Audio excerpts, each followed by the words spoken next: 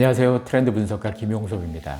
2024년 가장 중요하게 우리가 주목할 트렌드 올드머니에 대해서 좀 더 알아보겠습니다. 올드머니는 대대로 물려받은 부를 얘기하잖아요. 제가 올드머니 스타일, 올드머니 패션, 올드머니와 관련되는 것이 굉장히 중요한 트렌드 코드가 된다고 얘기했더니 주로 패션 쪽만 이해하시는 분들이 계시더라고요. 올드머니 스타일이 어떤 건지, 어떤 옷을 입어야 될 건지, 어떤 게 요즘 뜨는 브랜드인지. 근데 사실 올드머니라는 화두에서 패션 중요하긴 합니다만 그보다도 더 중요한 것이 굉장히 많습니다. 오랫동안 물려받은 부를 사회적으로 어떻게 이어나갈 건지, 사회와 관계를 맺을 건지 이런 게 중요하다 보니까 기부와 사회활동도 많이 하죠. 그래서 올드머니 스타일에 대해서 관심을 가지다 보면 자연스럽게 기부에 대한 관심으로도 이어질 겁니다. 그래서 올드머니가 트렌드가 되는 지금 시대, 올드머니에 대해서 10대, 20대, 30대가 관심 가지는 지금 어찌 보면 기부가 필요한 자선단체, 이런 공공단체에서는 이 올드머니를 잘 활용하는 것도 필요할 거고, 여행도 마찬가지죠. 올드머니가 여행에 굉장히 중요한 태도를 갖고 있어요. 사실 대대로 물려받았다, 그러니까 돈이 많다는 얘기는요, 문화자산이 많다는 얘기, 예술에 대한 부분이건 아니면 미적인 감각도 그렇고 그동안 충분하게 경험한 사람들입니다. 이런 사람들이 여행 더 많이 할 거고, 여행을 가서라도 훨씬 더 좋은 호텔에, 그리고 훨씬 더 좋은 코스를 돌아다니면서 여행하시겠죠. 여행에 대한 비용도 더 많이 쓰실 겁니다.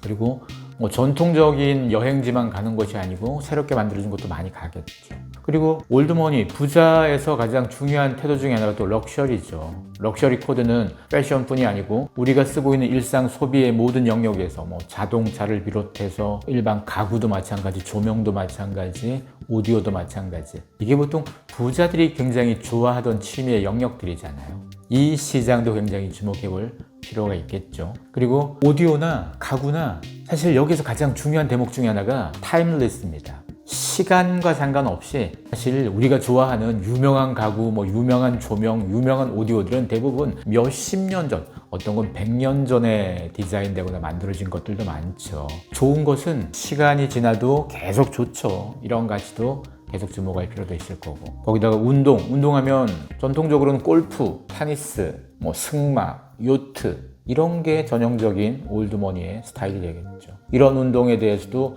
국내에서는 벌써 테니스는 벌써 떴고, 나머지에 대해서도 한번 주목할 필요가 있을 거고, 거기다가 문화자산이 중요하다 보니까 미술관, 전시관 가서 구경만 하는 정도가 아니고 그림을 사거나 그림에 대해서 투자하거나, 이것도 사실은 올드머니의 전형적인 태도 중에 하나죠. 그리고 위스키, 술 얼마나 빨리 많이 먹고 취하냐, 이게 관건이 아니고 얼마나 멋지게 술을 음미할 거냐. 그래서 좀 비싼 고급 위스키 시장도 계속 커져갔는데요. 최근 들어서는 위스키를 마시기만 하는 게 아니고 위스키 투자 시장, 위스키 오크 통 단위로 투자를 하는 거죠. 이것도 럭셔리 시장에서 굉장히 주목되는 것 중에 하나예요. 거기다가 올드머니는 기본적으로 아파트가 아니고 단독주택에 거주를 했죠. 서울로 따져보자면 평창동, 성북동, 한남동 이런 쪽의 저택들입니다.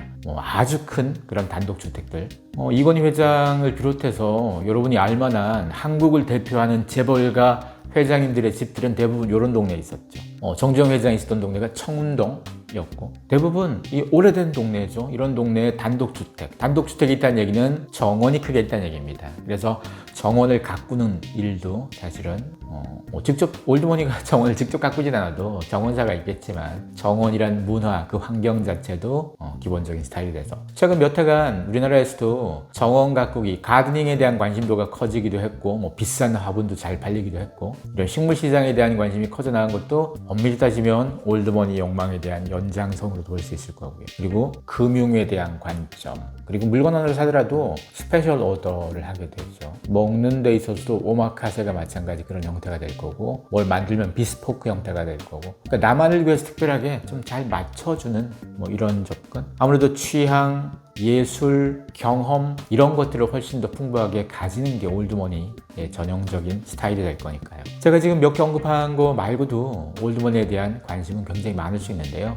우선 제가 만들어 놓은 표가 있으니까 이 표를 한번 보시면서 올드머니에 대한 여러 가지 키워드를 한번 쭉 모아본 표가 있는데요. 이걸 쭉 보시면 우리가 관심 가질 올드머니가 옷 이게 전부가 아니구나. 다양한 영역이 돼 있구나. 그럼 다양한 영역에서 어떻게 활용할 건가? 어떻게 하면 접근해 볼 건가? 어떤 영역이 계속 주목받을 수 있을 건가? 한번 보시기 바랍니다.